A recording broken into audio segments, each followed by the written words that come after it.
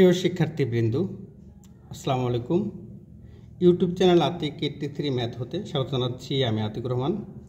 আলোচনা করছি ডিফারেনশিয়াল জিওমেট্রির একটি প্রশ্ন। উপপাদ্য: প্রমাণ করো যে আর সমান আর অফ এস রেখাটি সরল রেখা হওয়ার প্রয়োজনীয় যথেষ্ট শর্ত হলো রেখাটির উপর সকল বিন্দুতে কে ইকুয়াল 0। তাহলে কে ইকুয়াল 0 হলে প্রমাণ করতে হবে এটা একটা সরলরেখা, আর সমান আর এস একটি সরলরেখা। আর বিপরীত ক্রমে হচ্ছে যে প্রমাণ করতে হবে যে আর সমান আর অফ এস একটি সরলরেখা হবে যদি কে সমান 0 হয়। আবার যথেষ্ট শর্ত হচ্ছে কে সমান 0 হলে এটা একটা সরলরেখা। তাহলে দেখো, প্রথমে আমাদের এখানে আছে, মনে করি আর সমান আর অফ এস রেখাটি একটি সরল রেখা নির্দেশ করে। সুতরাং ইহা সমীকরণ, সরলরেখার সমীকরণ হচ্ছে, আমরা সাধারণত সরলরেখার সমীকরণ লিখি ওয়াই সমান mx প্লাস সি। এখানে আছে দেখো, এখানে হচ্ছে আর সমান এস প্লাস বি। এটাকে যদি আমরা ডেরিভেটিভ করি এস এর সাপেক্ষে, তাহলে হবে ডিআর বাই ডিএস। এখানে কিন্তু একটা এস এর সাপেক্ষে ডেরিভেটিভ করলে হয় এ, এসকে ডেরিভেটিভ করলে কত হয় 1। আমরা জানি এই ডিআর বাই ডিএস হচ্ছে আর ড্যাশ, আর ড্যাশ হচ্ছে কত বলতো ডিআর বাই ডিএস। আবার আর ড্যাশ মানে কিন্তু টি টি, তাহলে এখানে দেখো ডিআর বাই ডিএস সমান কত এ, আর আর ড্যাশ এটাকে বলা হয় আর ড্যাশ, আর ড্যাশ হচ্ছে টি।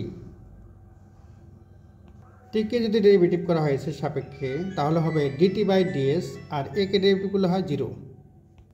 এটা কিন্তু ডিটি বাই ডিএস, এ কে ডেরিভেটিভ, এ একটা ধ্রুবক, এটাকে ডেরিভেটিভ করলে হয় 0।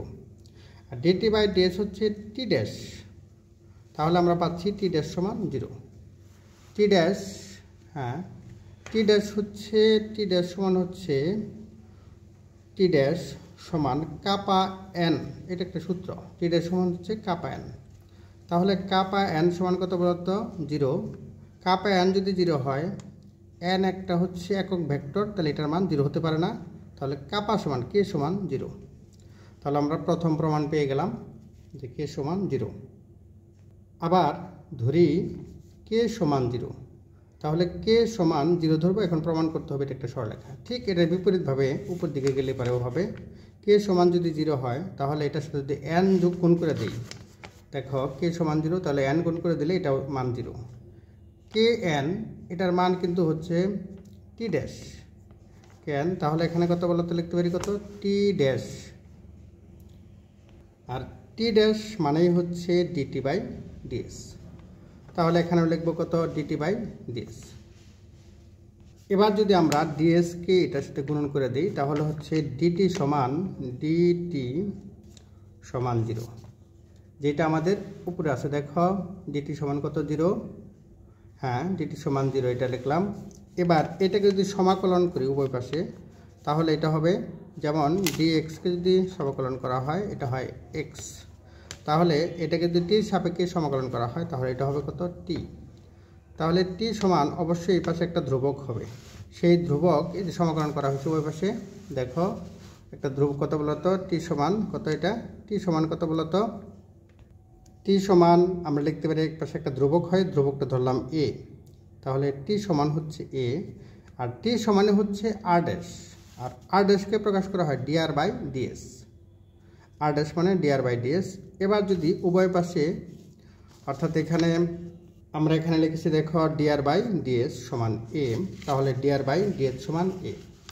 এটাকে যদি উভয় পাশে গুণ করে দেই, এটা কিন্তু লেখা যায় ডিআর সমান হচ্ছে এ ডিএস। এবার উভয় পাশে যদি ইন্টিগ্রেশন করি, তাহলে এটাও ইন্টিগ্রেশন হবে, এখানে হবে আর, এখানে হবে এ এস প্লাস কত নতুন একটা মান দিই, সেটা ইচ্ছে করলে আমরা নতুন মান দিতে পারি, বি বি দিতে পারি। তাহলে এটা আর, এটা কিন্তু এ, আর এটাকে ধরলাম কত বলতো বি। এটা আমরা এ ভেক্টর ধরতে পারি, ভেক্টর সাপেক্ষে যেহেতু হচ্ছে। তাহলে এখানেও আমাদের ধরতে হবে কত এ ভেক্টর, এখানেও এ ভেক্টর, তাহলে এ ভেক্টর। তাহলে দেখো আর সমান লেখা যায় এস প্লাস বি, আর এটা মানেই কিন্তু একটা সরলরেখা নির্দেশ করে। তাহলে দেখো ডিআর সমান এ ডিএস, এটাকে ইন্টিগ্রেশন করা হয়েছে, তাহলে আর সমান এ এস, এখানে এস, আর প্লাস কত একটা ধ্রুবক বি সুতরাং কে সমান 0 দ্বারা কি নির্দেশ করে? সরলরেখা নির্দেশ করে, কারণ এটা একটা সরলরেখা নির্দেশ করে। তাহলে কে সমান 0 হলে সরলরেখা নির্দেশ করে। প্রিয় শিক্ষার্থীবৃন্দ, আমার ইউটিউব চ্যানেল আতিক 83 ম্যাথ এরকম গুরুত্বপূর্ণ অনেক ভিডিও রয়েছে। একই সাথে ফেসবুকের প্রাইভেট গ্রুপে সিলেবাস ও সাজেশন অনুযায়ী অধ্যায়ভিত্তিক প্রয়োজনীয় ও গুরুত্বপূর্ণ রেকর্ডেড ক্লাস ও লেকচার শিট আপলোড করা আছে। পেড কোর্সের জন্য হোয়াটসঅ্যাপ নাম্বার 015-7172-1978 এই নাম্বারে নক দাও। আশা করি উপকৃত হবে।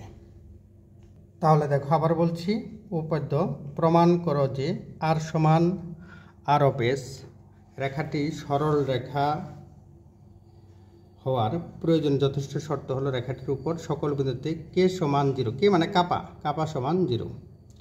তাহলে প্রথমে মনে করি সলিউশন আর সমান আর অফ এস রেখাটি সরলরেখা নির্দেশ করে। সুতরাং সরলরেখা হলে এরকম সমীকরণ হয়।